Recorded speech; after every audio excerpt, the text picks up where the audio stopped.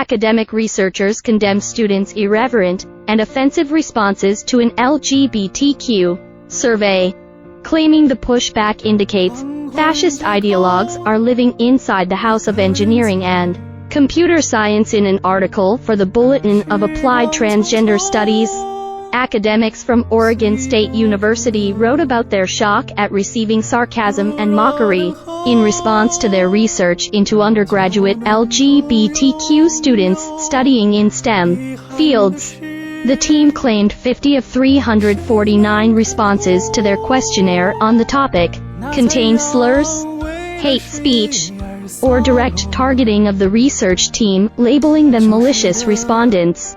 They adapted their project to examine how the joke responses relate to engineering culture by framing them within larger social contexts, namely the rise of online fascism. The result was the paper titled "Attack Helicopters and White Supremacy: Interpreting Malicious Responses to an Online Questionnaire About Transgender Undergraduate Engineering and Computer Science Student Experiences." The paper broke the responses down into themes like demographics, diversity, equity, and inclusion day, gender, anti-trans, anti-queer, racism, antisemitism, and online hate subculture references. Several answers contained profanity and other offensive and obscene language, and many referenced memes. According to the article, when the malicious subjects were asked to fill out demographic data, 12 respondents, 24%, indicated their gender as being related to a helicopter or aircraft ranging from an Apache attack helicopter to AV-22 Osprey in the section declaring one's disabilities.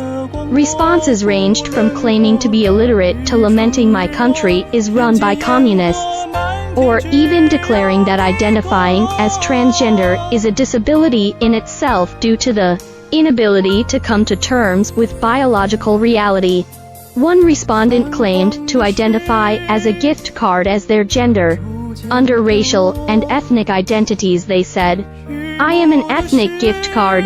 And for disability, the answer was, "I don't have enough gift cards." Other responses to questions about identity rejected the researchers' project entirely, with answers such as "my skin color is not important." Come on, man.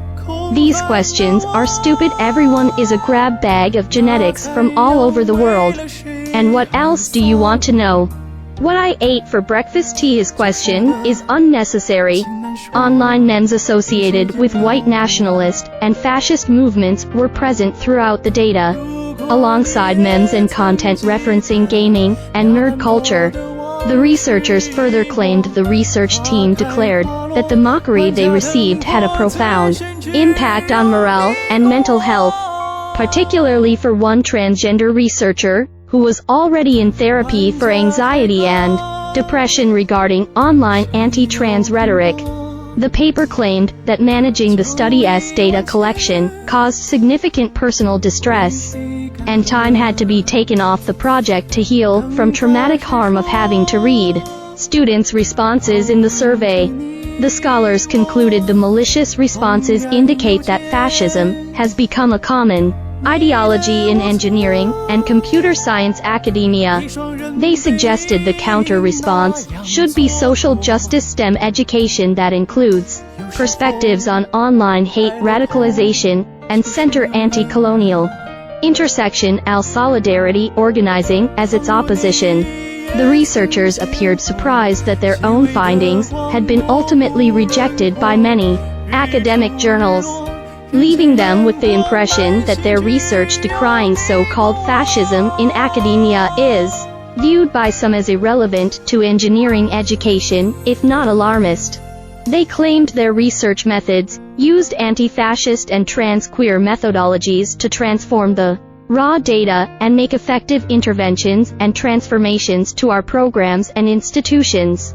They described anti-fascism, in particular, as a framework that connects contemporary fascist movements to the foundation of the U.S. as a racial project, noting elsewhere that white supremacy remains ubiquitous in the U.S., saying the solution for the rise of fascism, is to change education itself.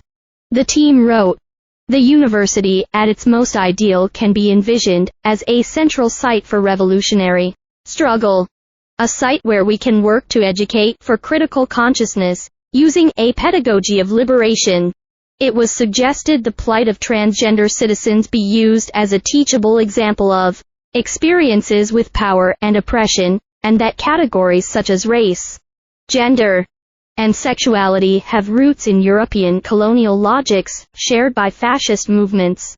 Engineering in particular, they argued, is a critical field to teach their far-left ideology, because such graduates frequently work in fields such as fossil fuels, defense, construction, and technology upon graduation, and could be taught about these fields' relationships with national and global racial capitalism, and ongoing apartheid in Palestine.